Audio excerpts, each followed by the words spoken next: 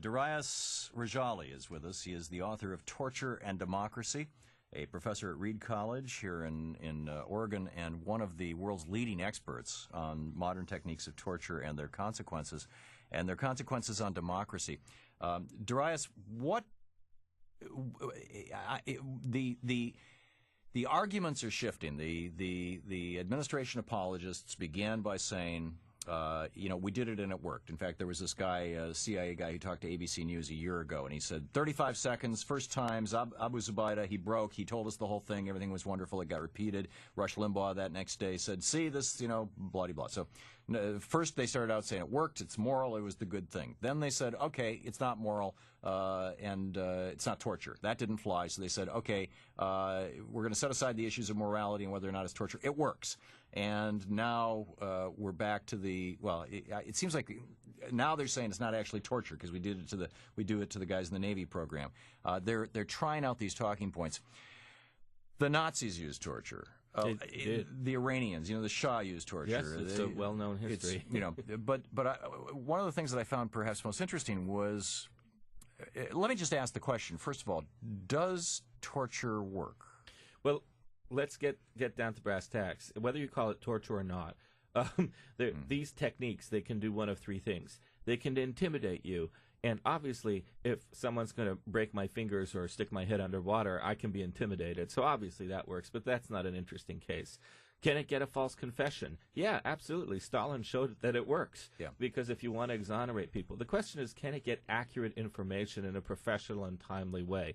And here, where we look at the cases where we actually have statistical studies, real data, where soldiers and policemen tried to pick up people in the most scientific and professional way to get the best data that they possibly could, what we're looking at, and these are the cases Torture and Democracy goes over, including the Gestapo cases where we have data, is that you have to arrest between 8,000 and 20,000 people minimally, torture all of them or close to all of them. And in those circumstances, you pretty much are getting 20 to 78 innocents tortured or killed for every one accurate hit. Now, to the Gestapo, it's not a big deal to kill, in one of their cases, 7,443 Jews or Czechs to find the killer of Reichsprotector Heydrich, right? But what American value is actually served by odds like that?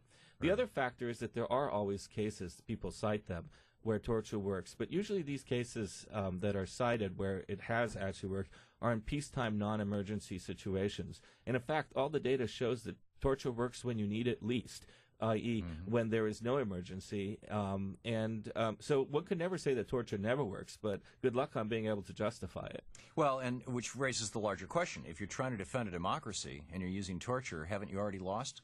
Yeah, I mean, one of the central issues, and I've been saying this since 2004, is that the war on terror is not like any other kind of war. We're not fighting for land or wealth or things like this. I mean, the whole point of people like... It's a battle of ideas. Yeah, Osama bin Laden's basic point is all these values that the West keeps on espousing, if you read his sermons and so forth, are just nonsense. They say that they have these high values, but when it comes down to it, they're exploitative, mean, cruel, and torturers. And so if you lose the battle of values, he has more talking points. Yeah, in fact, I made the collected speeches of Osama bin Laden one of my BuzzFlash books of the month. And it's really a shock to read his writings because he's, in many ways, this idealist, or he presents himself as one. And he's using our own behaviors against us, tragically. Yes, no, if you read the sermons, you can see why young men in the Middle East find this persuasive. It always opens up with a very reasonable opening. It ends with an incredibly unreasonable conclusion. Yeah.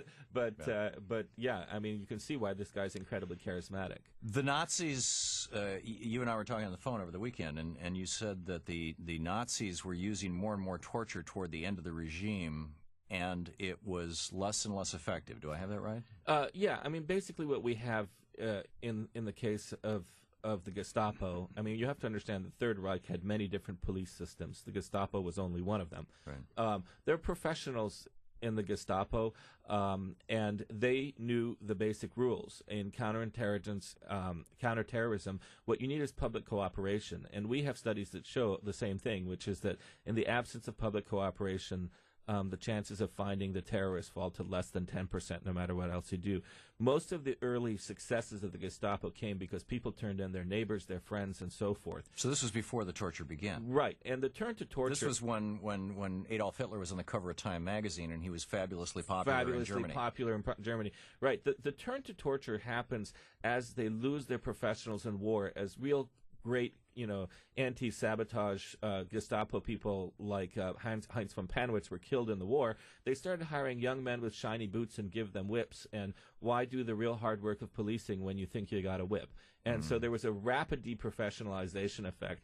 My book goes through every known case of Gestapo success or failure, and kind of shows that really the results towards the end of the war were incredibly pathetic, which often compromised their own military strategies. I want to get into the consequences of this in the United States and to the United States, to our culture and to this so-called war on terror. We're talking with Darius Rejali. Darius, thank you. Darius Rejali, who is the author of Torture and Democracy, an absolutely brilliant book, and one of the leading experts in the world on torture. And we'll pick that up right after the break. Plus, breaking news on Arlen Specter.